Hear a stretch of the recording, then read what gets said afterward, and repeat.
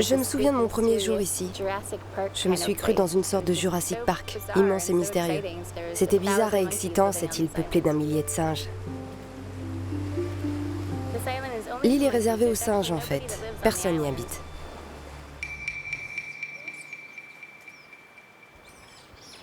Mille macaques vivent isolés du monde, confinés sur une île des Caraïbes. Depuis l'implantation de leurs ancêtres, il y a 75 ans, ils sont contraints à la cohabitation sur un territoire d'1 kilomètre de long. Les seuls autres primates autorisés sur l'île sont des scientifiques venus du monde entier pour les étudier.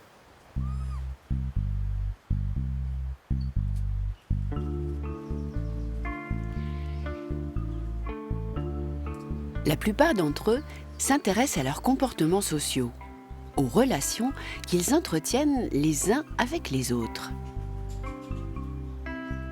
Comment ces comportements se sont-ils mis en place au cours de l'évolution ? En quoi l'organisation sociale des macaques a-t-elle contribué au succès de leur espèce ? Jackie Bull travaille pour l'une des nombreuses recherches menées sur l'île. Elle est chargée de noter tout ce qui peut ressembler à une relation sociale. Qu'il s'agisse de se montrer bienveillant envers ses congénères, ou au contraire de leur manifester de l'hostilité, quel processus détermine les relations d'un individu à l'autre ? Les scientifiques qui dirigent ces études partagent la même interrogation, mais chacun a sa manière particulière de chercher une réponse.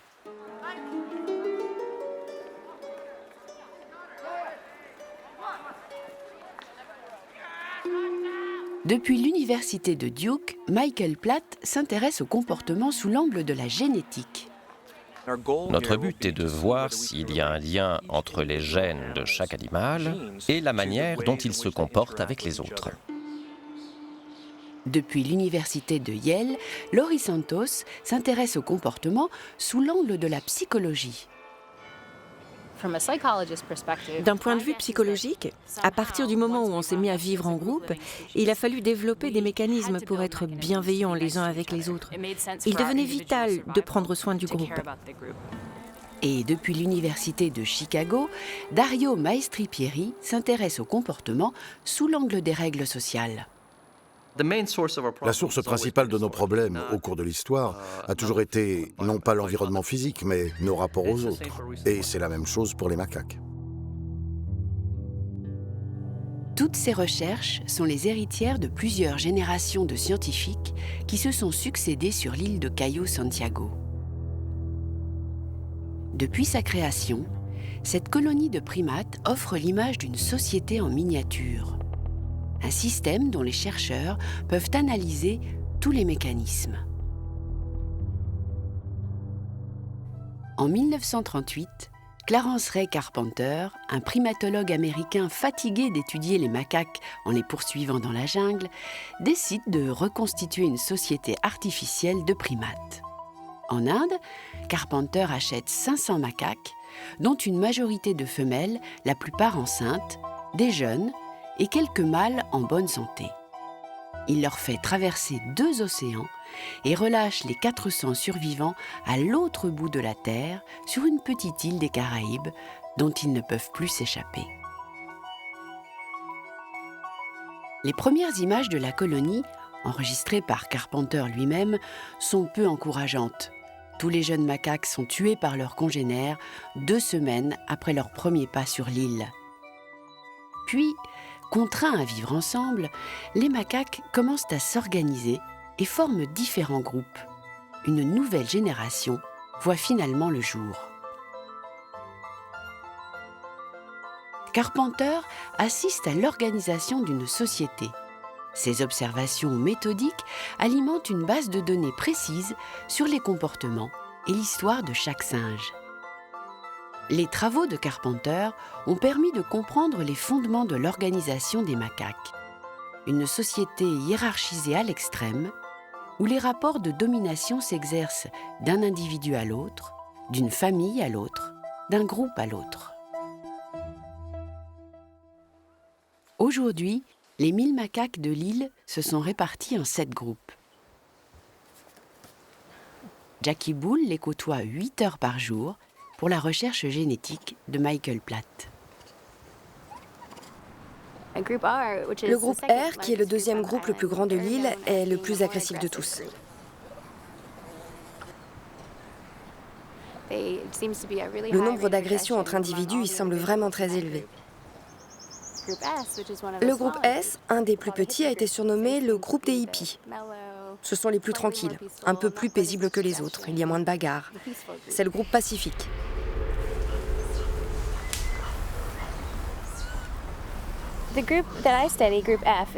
Le groupe que j'étudie, le groupe F, est actuellement le numéro 1 en nombre et en statut.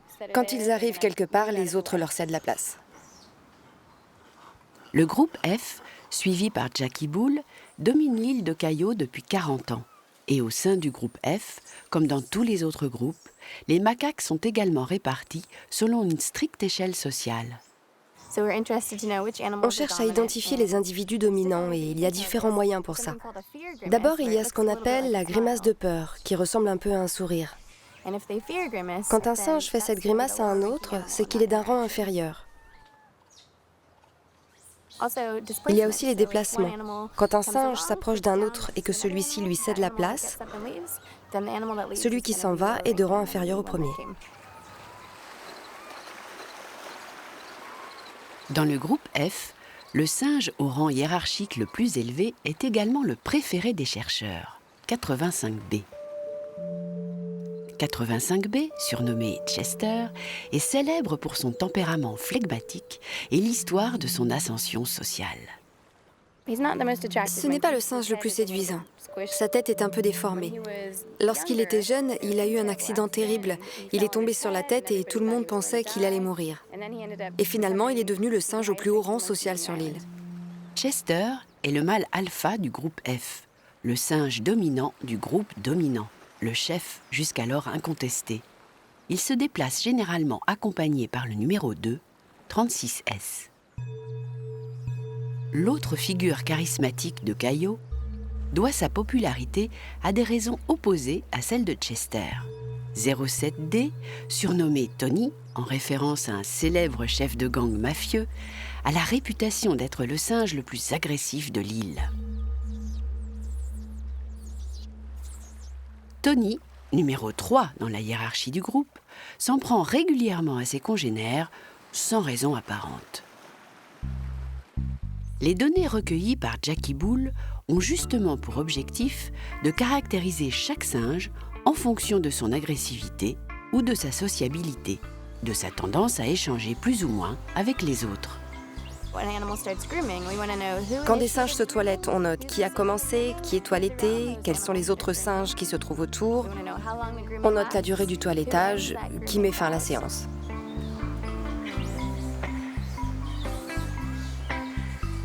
De toutes les activités sociales des macaques, le toilettage est celle où se manifeste le plus clairement l'altruisme.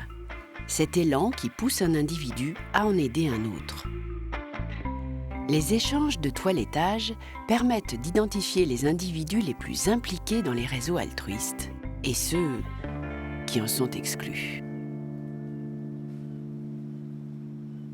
Ces échanges révèlent également la mise en place d'alliances stratégiques. Ici, la femelle 00O, surnommée OU en raison de son matricule insolite, se fait toiletter par le même mâle depuis plusieurs semaines. Un rapprochement qui pourrait annoncer un accouplement futur.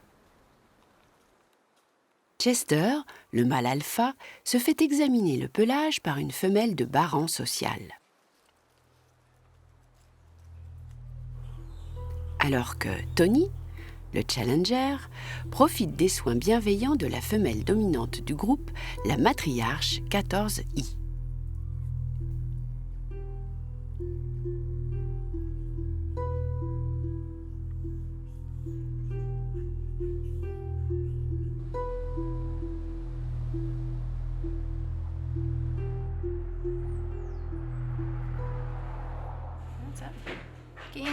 Tu m'entends, Michael?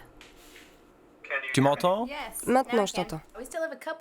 Chaque semaine, Jackie Bull transmet à Michael Platt les données recueillies sur l'île. À partir de cette multitude de comportements détaillés, Lauren Brent doit dresser le portrait de chaque singe du groupe F. Le meilleur moyen pour lire des données sur les comportements sociaux, c'est de les cartographier. Ça permet de visualiser toutes les interactions des individus entre eux. J'obtiens une image complète de ce qui se passe dans le groupe. On peut prendre par exemple tous les comportements classés comme agressifs, comme mordre, pourchasser, frapper, menacer. Et avec ça, on construit un premier réseau. Ou on peut prendre des comportements considérés comme gentils, qui créent des liens. Le toilettage en est le meilleur exemple chez les macaques rhésus. Et avec ça, on construit un autre réseau. Les cercles, ce sont les individus. Leurs noms sont écrits à côté. Et deux individus sont reliés par un trait quand il y a entre eux une interaction de nature agressive. Et là, avec les macaques rhésus, on a vraiment des centaines de traits. Tout le monde se bat contre tout le monde dans la société macaque. Tout le monde agresse tout le monde. Néanmoins, 07D, alias Tony, est au cœur du réseau des agressions.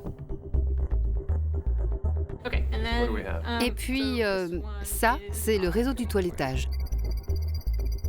La cartographie du toilettage révèle d'importantes variations en fonction des individus. Le mâle alpha, Chester, et la matriarche 14I sont au cœur de ce réseau. Le numéro 2, compagnon de Chester, est également proche du centre et échange beaucoup de toilettage avec son chef. En revanche, 07D, alias Tony, malgré son haut rang social, est en périphérie de ce réseau. Ça confirme un peu ce qu'on sentait sur le terrain. Mais maintenant, nous avons les données qui le prouvent. Oui, effectivement, Chester est au centre du réseau toilettage. C'est le gars que tout le monde aime bien, alors que 07D est sans doute le méchant. Il est pile au centre du réseau des agressions. Les premiers résultats de la recherche l'attestent. Chester est parvenu au sommet de la hiérarchie par des alliances bienveillantes, tandis que Tony maintient son statut de challenger en agressant les autres. Alors que Michael Platt et Lauren Brent vont débuter le long processus d'analyse génétique, dans l'enceinte de l'île, la communauté des macaques est sur le point de concevoir la génération future.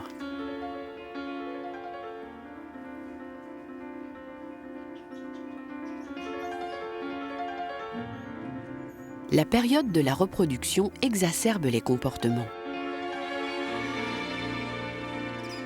Coït et agression se succèdent sous le regard des chercheurs.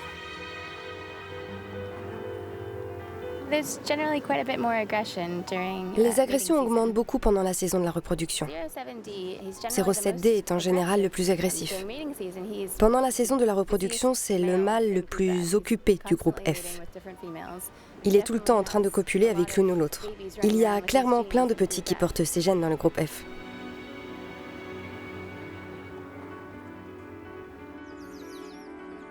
Si les mâles dominants semblent copuler davantage que les autres, c'est parce qu'ils agissent à découvert sous le regard de leurs congénères. Mais dans les coins reculés de l'île s'établissent des unions plus discrètes. Surnommés les amoureux clandestins, les couples composés d'une femelle et d'un mâle de groupes différents, généralement des singes de bas rangs sociaux, doivent se cacher pour échapper aux agressions. Sean Coyne, qui mène une recherche sur les pratiques d'accouplement, étudie leurs stratagèmes. En général, les femelles sont attirées par les nouveaux venus, mais les mâles qui sont déjà dans le groupe ne veulent pas de cette concurrence supplémentaire. Ils acceptent donc très difficilement les nouveaux. Ou une femelle du groupe F entraîne loin des regards un mâle d'un autre groupe, un mâle étranger.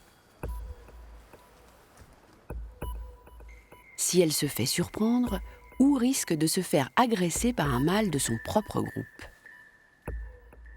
quelques jeunes du groupe F surveillent les allées et venues du couple clandestin.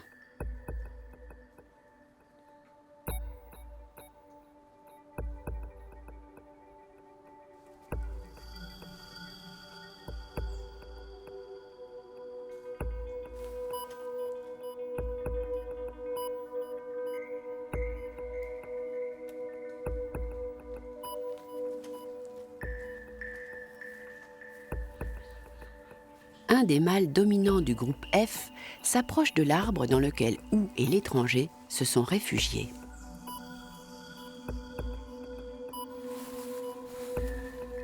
Ou s'éloigne aussitôt.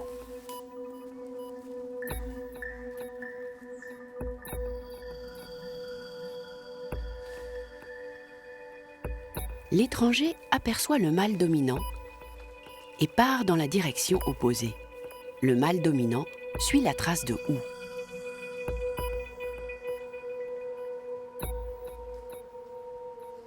Mais ce rôle de censeur, appelé sex police par les chercheurs, ne parvient pas à décourager les couples clandestins. On pourrait imaginer que les mâles qui copulent beaucoup ont plus de descendance que les autres, mais les tests de paternité nous montrent que ce n'est pas le cas. Les mâles dominants se croient peut-être les seuls géniteurs du groupe, mais ce n'est pas du tout ce qui se passe en vrai. Agressifs ou bienveillants, dominants ou dominés, tous les types d'individus parviennent à générer une descendance. Les tests génétiques révèlent néanmoins que le record de paternité sur l'île revient à Tony, géniteur d'une 40aine d'individus. Un record que Tony assure en jouant lui-même le rôle de sex police. Le même jour, un peu plus tard, Ou, en compagnie du mâle avec lequel elle échangeait de longs toilettages l'hiver dernier, copule à plusieurs reprises à peine cachée par un mur en ruine. Un autre couple est à leur côté, ici, à l'avant-plan. Alors qu'à l'arrière-plan, Ou ne voit pas venir le danger, la femelle du deuxième couple s'éloigne soudainement.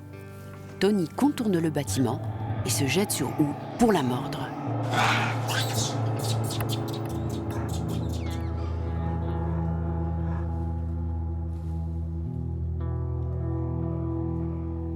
Pourquoi un macaque en agresse-t-il un autre sans bénéfice apparent? Quels mécanismes conduisent un primate à en réconforter un autre malgré le danger?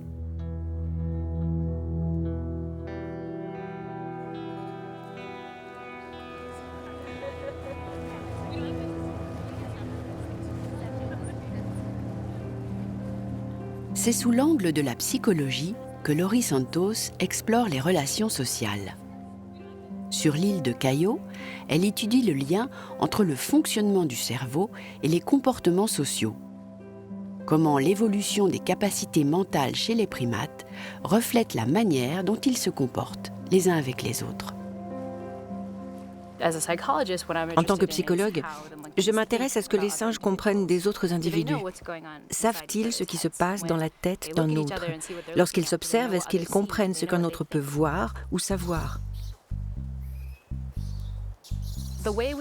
La manière dont on étudie les singes est un peu bizarre. Dans la plupart de nos études, on met en place des dispositifs assez étranges. C'est un peu comme une pièce de théâtre. Les singes regardent les humains en train d'interagir et on observe leurs réactions.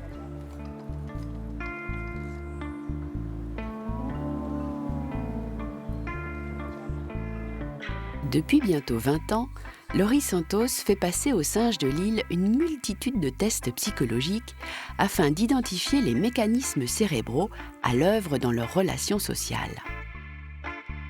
Comme la tendance à réagir différemment face à un membre du groupe ou face à un étranger. Devant un partage équitable ou non équitable. Ou comme la capacité à comprendre ce qu'un autre individu sait ou ne sait pas. à deviner ses intentions.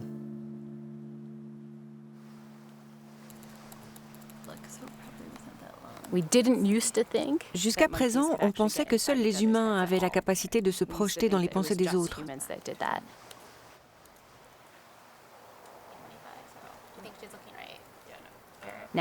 Mais maintenant, on sait, grâce aux travaux menés sur Caillot, que c'est faux. Les singes aussi sont capables d'envisager le point de vue d'un autre. Le fait d'envisager le point de vue d'autrui peut être utilisé dans des buts différents. On peut l'utiliser pour lui nuire, mais en même temps, l'acte d'envisager le point de vue d'un autre est une capacité primordiale pour devenir altruiste.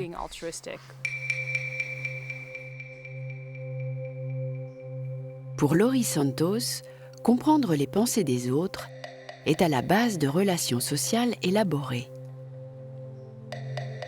Depuis la conception de stratégies machiavéliques jusqu'à la volonté de justice entre les individus.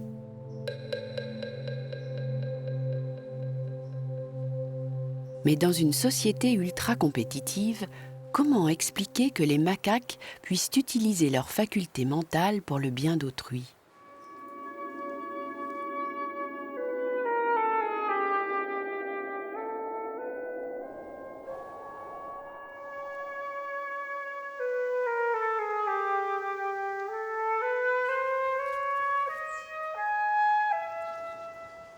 Je pense que certains comportements qu'on voit sur Caillot, des choses aussi basiques que les mères qui prennent soin de leurs enfants, ce sont les racines de l'empathie.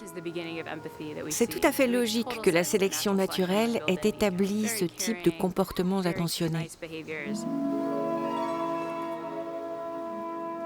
6 mois après la saison de la reproduction, une nouvelle génération de macaques découvre la vie sur Caillot, sous l'attention de leur mère.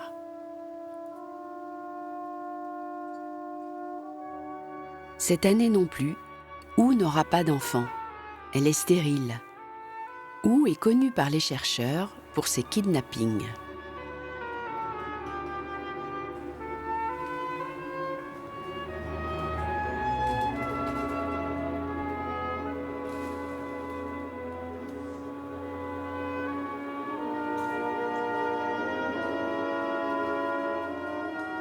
Lorsqu'elle parvient à s'emparer du petit d'une autre, Ou s'en occupe soigneusement jusqu'à ce que sa mère génétique le récupère.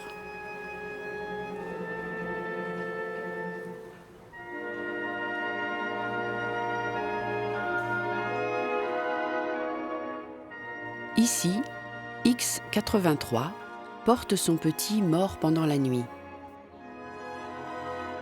Lorsqu'un nouveau-né meurt, les femelles ne se séparent du cadavre qu'après plusieurs jours, lorsque celui-ci commence à se décomposer.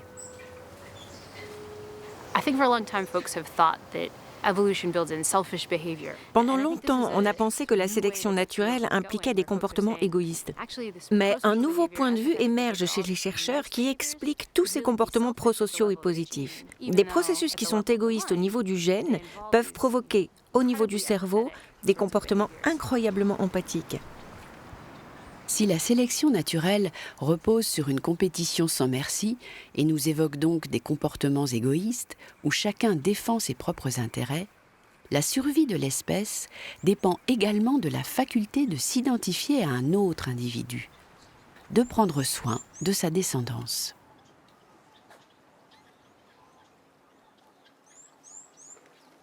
Les nouveau-nés qui découvrent la vie sous le signe de l'empathie vont pourtant rapidement constater que cette bienveillance est sélective. Chez les macaques, l'altruisme et l'hostilité s'articulent selon des règles implacables. Quelles sont les règles sociales qui poussent un individu à en aider un autre ou au contraire à l'agresser ? C'est précisément ce que Dario Maestripieri explore dans ses recherches sur l'île aux singes. Selon lui, si les macaques sont, avec les humains, l'espèce de primate qui s'est le plus largement répartie sur Terre, c'est grâce à leur système social particulièrement efficace. Les macaques sont programmés pour se battre pour le pouvoir. Et donc, quelle que soit la nourriture disponible ou la beauté du lieu, ils se conduiront toujours pareil, quel que soit l'endroit. Le pouvoir, dans la société des singes rhésus, dépend du soutien que les autres vous apportent. Ils vivent dans de grands groupes, ils dépendent des autres, ils ne pourraient pas survivre seuls. Ces groupes ont une structure matrilinéaire, ce qui veut dire que les femelles restent toute leur vie dans leur groupe d'origine.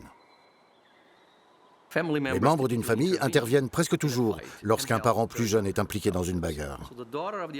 Donc, la fille de la femelle alpha apprend qu'à chaque fois qu'elle se bagarre, sa mère viendra l'aider et que, du coup, elle sortira toujours gagnante. Et donc, elle apprend qu'elle est également de haut rang social. Regardez ces deux singes.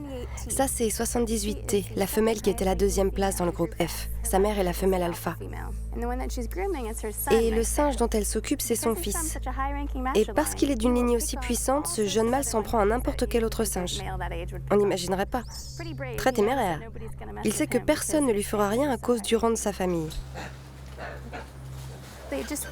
Et là, c'est moi qu'il menace. C'est une femelle très agressive. Là, elle fait son numéro. Cette entraide entre les membres d'une même famille, qui conduit à la transmission des rangs sociaux d'une génération à l'autre, définit ce que Dario Maestri-Pieri appelle une société népotique. Les singes rhésus sont un excellent modèle pour étudier l'influence du népotisme sur la vie en société. Le népotisme est un phénomène universel dans la nature. Chez la plupart des espèces, les individus favorisent les membres de leur famille au détriment des autres. La solidarité entre les membres d'une même lignée engendre un rapport de classe intransigeant entre les familles du groupe.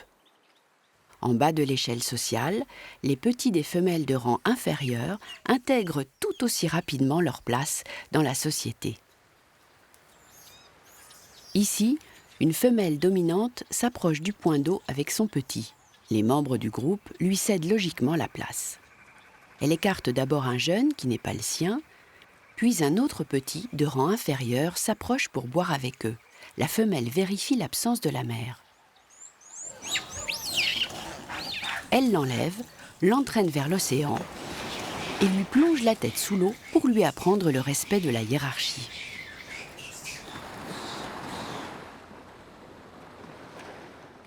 À travers les agressions qu'ils subissent, ils apprennent que si leur mère est de bas rang social, ce sera également leur statut. C'est comme ça qu'ils apprennent. Dans la société des macaques, la compétition se décline à toutes les échelles, entre les individus, entre les familles et entre les groupes. À l'échelle de l'île, l'intérêt d'être intégré dans une communauté puissante, par exemple être membre du groupe F, repose sur la soumission des autres communautés.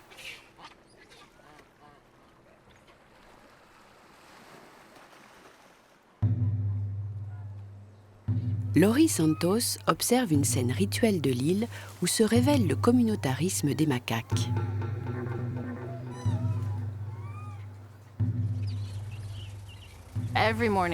Tous les matins, le staff apporte la nourriture pour les singes.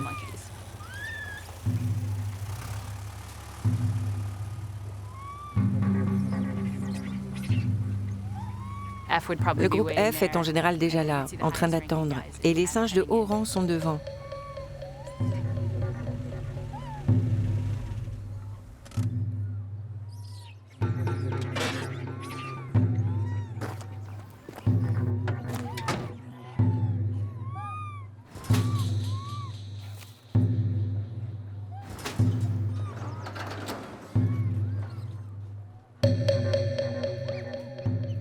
Le groupe F, le groupe dominant de l'île, se nourrit le premier.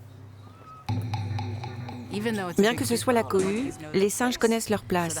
Le groupe dominant entre le premier. Dès que le premier sac est ouvert, tout le monde se précipite.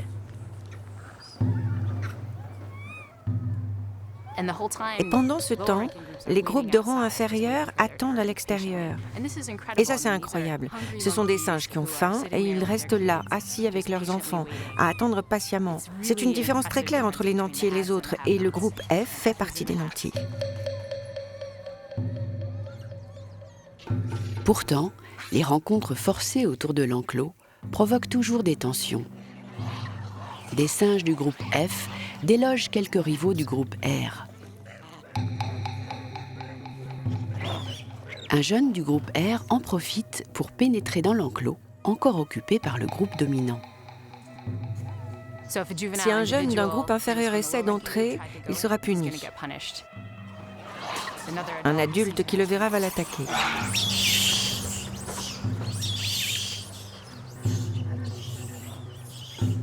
Et alors, on voit quelque chose d'encore plus incroyable.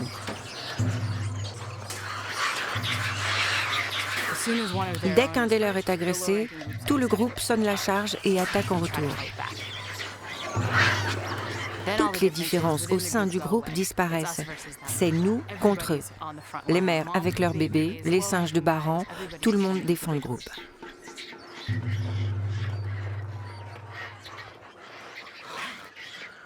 Ainsi se conjuguent l'altruisme et l'hostilité chez les macaques.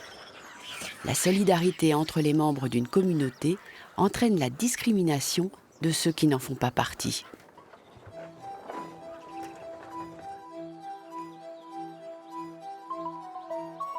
Deux ans après l'avoir débuté, Michael Platt et Lauren Brent sont sur le point d'achever leur étude génétique sur les comportements sociaux des singes de Caillot.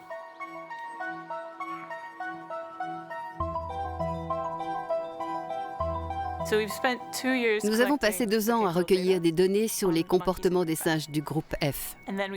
Puis nous avons établi le génotype de chaque individu. Il a fallu prélever l'ADN de chaque singe et l'analyser en laboratoire.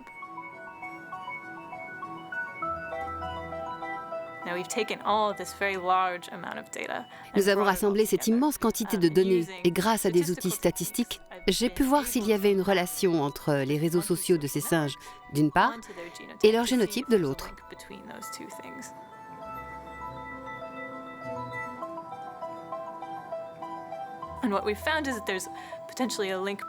Et ce que nous avons trouvé, c'est qu'il y a un lien potentiel entre la pratique du toilettage, dans quelle mesure un singe du groupe F est impliqué dans ce réseau-là, et son génotype. Selon la forme que prend le gène de la sérotonine, les individus seraient plus intégrés, sociables, ancrés dans le réseau, ou au contraire, plutôt asociaux, et donc enclins à ne pas passer tellement de temps à toiletter les autres.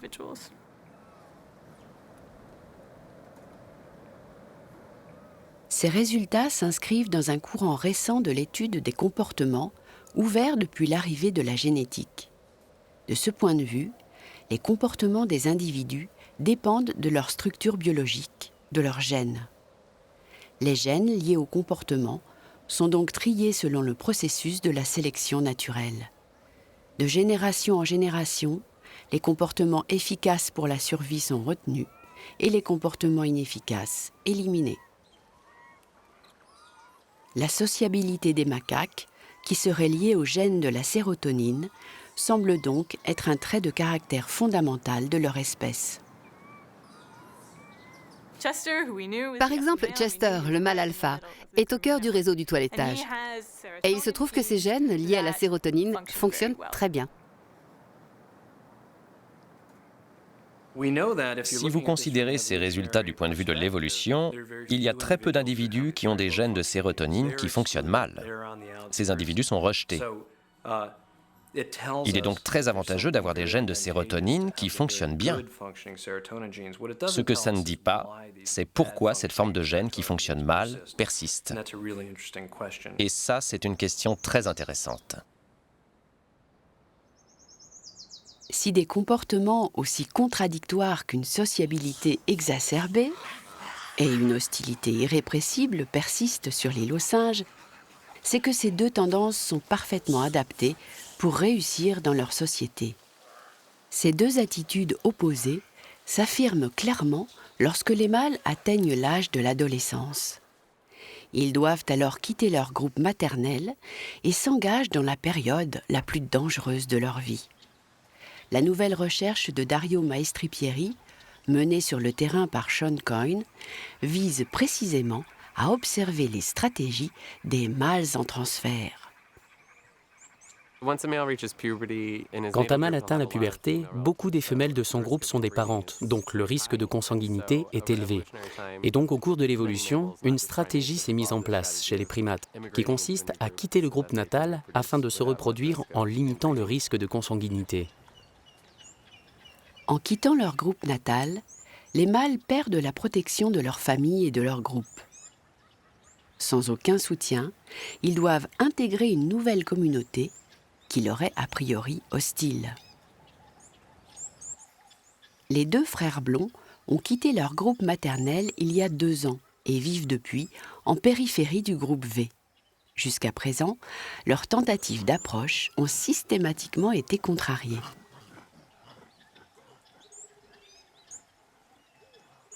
Quand on essaye d'intégrer un groupe, on s'expose à de multiples agressions de la part de ses membres, et donc au risque d'une blessure mortelle. En milieu sauvage, un tiers des mâles meurent pendant leur transfert. Ceux qui y survivent choisissent généralement entre une méthode agressive qui consiste à défier les membres dominants du groupe ou une méthode plus amicale qui consiste à nouer des liens avec les plus conciliants. Ici, un des frères blonds est parvenu à attirer une femelle du groupe V. Il espère gagner sa complicité et l'entraîner loin des regards. Quand on gagne le soutien d'une femelle, ce n'est pas seulement elle qui devient votre allié, mais toute sa famille, ses sœurs, ses tantes, sa mère. Et donc en s'attachant à un des membres du groupe, vous vous donnez une vraie assise sociale. L'accouplement est clairement une bonne stratégie pour se faire admettre dans un groupe. La femelle finit par suivre le mâle en transfert. Un des frères blonds parvient enfin à créer un lien social avec un membre du groupe. C'est une étape importante dans son intégration.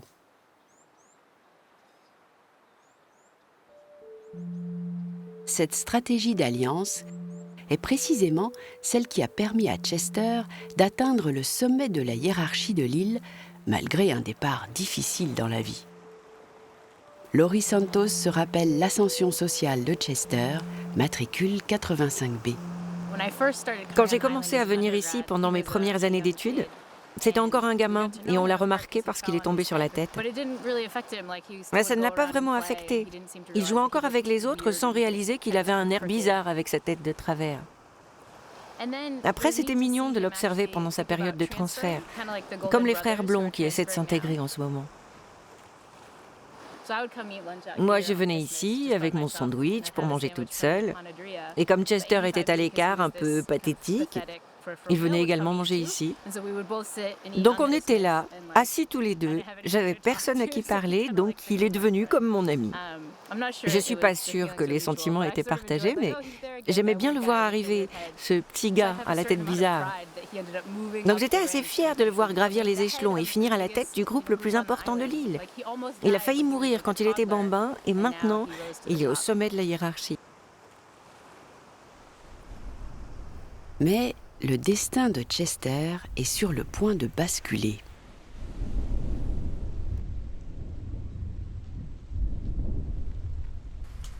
Les révolutions dans l'ordre établi sont rares. Et Chester, à la tête du groupe F depuis 2 ans, a créé un solide réseau d'alliances avec la lignée des femelles dominantes. Mais depuis quelques semaines, le groupe F tente à s'étirer, un signe d'instabilité, un mauvais présage.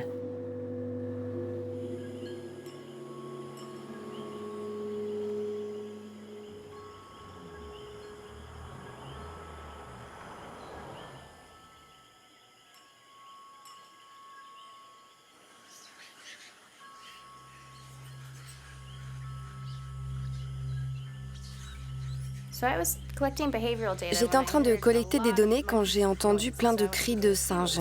Je suis allée voir ce qui se passait.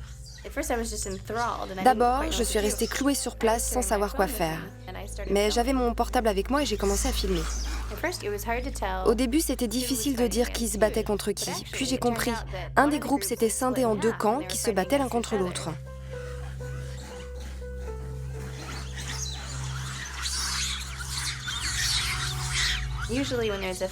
D'habitude, les bagarres durent 30 secondes, puis chacun retourne manger ou se toiletter. Mais là, ça paraissait sans fin.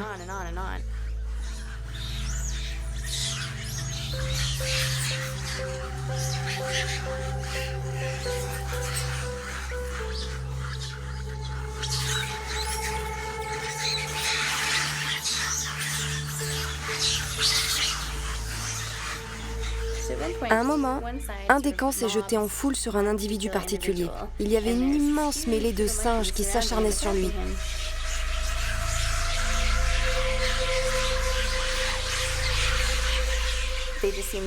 Ils m'ont paru soudain beaucoup plus imprévisibles que d'habitude et j'ai un peu reculé parce que je ne savais pas ce qu'ils allaient faire.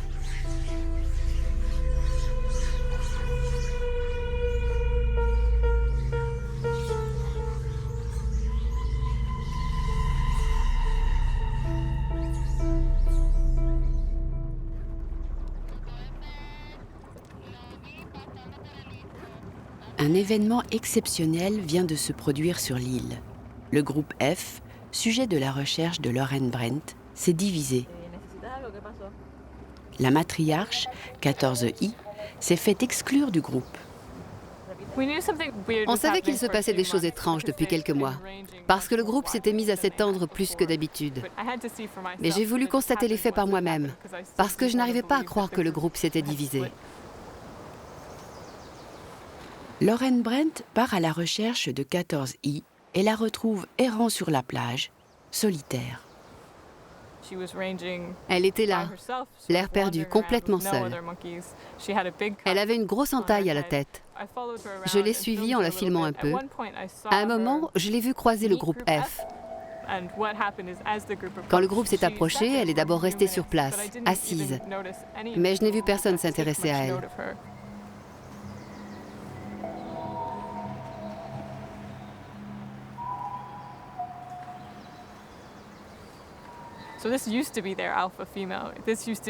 C'était la femelle alpha, celle à qui toutes les autres femelles devaient se soumettre, céder la place. Et là, elle les regarde aller se nourrir. Puis elle s'en va de son côté et tout le monde l'ignore. Je savais qu'elle ne s'en sortirait pas. C'était très dur. 14I, la matriarche, meurt quelques jours plus tard. Une réunion est organisée par le Centre de primatologie pour faire le point sur la situation du groupe F. Toute la lignée maternelle dominante, fille et petite-fille de la matriarche, a été chassée du groupe. Et 2 semaines plus tard, Chester, le mâle alpha, le leader bienveillant, est retrouvé mort.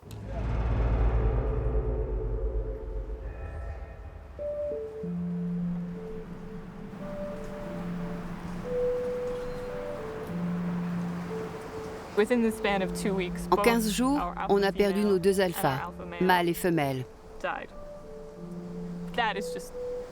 C'est le chaos. Les autopsies de Chester et de la matriarche ont révélé que les 2 leaders du groupe F sont morts suite à des blessures infligées par un ou plusieurs de leurs congénères.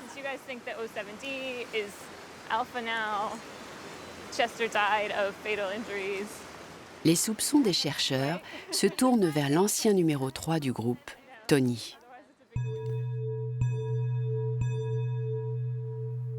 Depuis la mort de Chester, Tony, matricule 07D, a été aperçu à l'écart du groupe F, avec une vingtaine d'individus. 07D est hyper agressif. Vraiment. D'une grande agressivité. Il mord, il pourchasse les femelles. Rien à voir avec Chester. Chester, c'était la force tranquille. Il restait là, assis, et tout le monde venait le toiletter. Je crois que personne ne voulait me dire qu'il était décédé.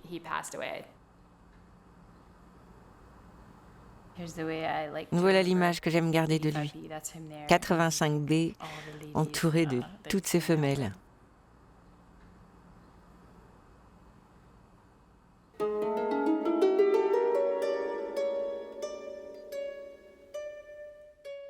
Qu'il s'agisse d'analyser un programme génétique qui prédisposerait un macaque à la sociabilité, les capacités cérébrales qui lui permettent d'envisager le point de vue d'autrui, ou des règles sociales qui se perpétuent de génération en génération, tous ces chercheurs envisagent les relations sociales dans la perspective d'une très longue histoire, l'histoire de l'évolution.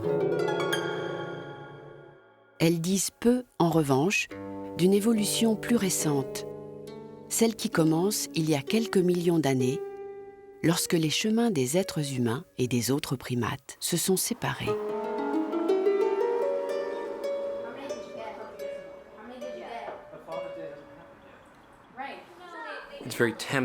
C'est très tentant de faire un lien direct entre ce qu'on a observé chez les macaques et ce qu'on voit chez les humains.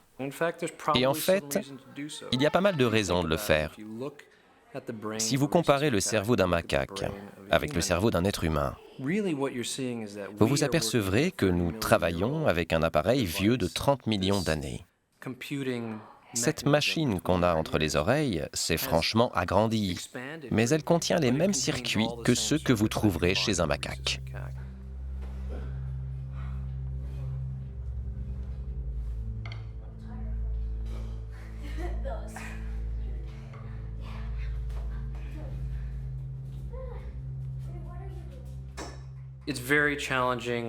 C'est très compliqué de déterminer ce qui est spécifiquement humain dans notre capacité à réguler nos instincts basiques, élémentaires.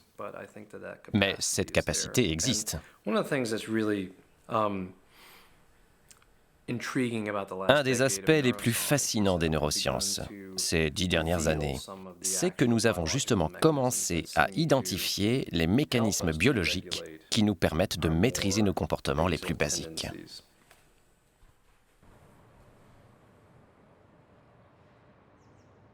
Ces mécanismes, qui permettent aux êtres humains de maîtriser leurs comportements sociaux les plus basiques, ne sont pas étudiés à Cayo. C'est que, sur l'île aux singes, si de tels régulateurs existent, c'est encore sous des formes très primitives. 2 semaines après la mort de Chester, Tony et ses acolytes rejoignent le groupe F. La première place du groupe doit logiquement revenir à l'ancien numéro 2, le compagnon de Chester. Mais Tony le force à l'exil. Tony, le mâle le plus agressif de Cayo, a pris le contrôle de l'île.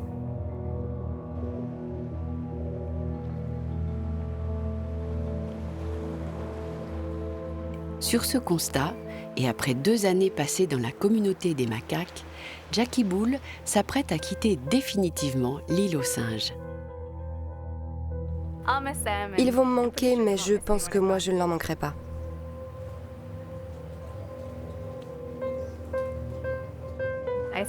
J'ai passé 8 heures par jour avec les singes ces 2 dernières années, certainement plus de temps qu'avec les humains. Je suis assez contente de revenir à une vie un peu plus normale, à d'autres types de préoccupations.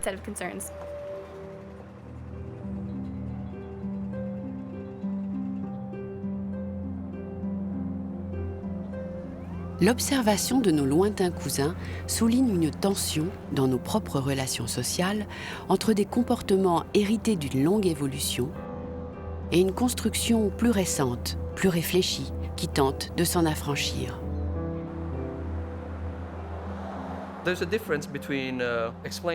Il y a une différence entre dire qu'un comportement est naturel et dire c'est la bonne manière de se conduire.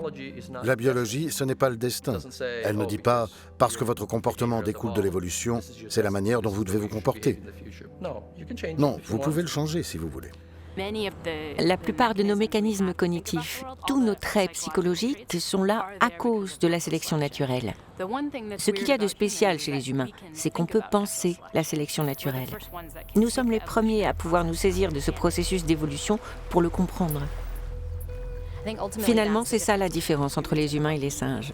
On est là, en train de réfléchir à leur comportement négatif. Ce ne sont pas eux qui nous étudient. Et nous pouvons utiliser ce que nous comprenons pour concevoir des sociétés plus altruistes.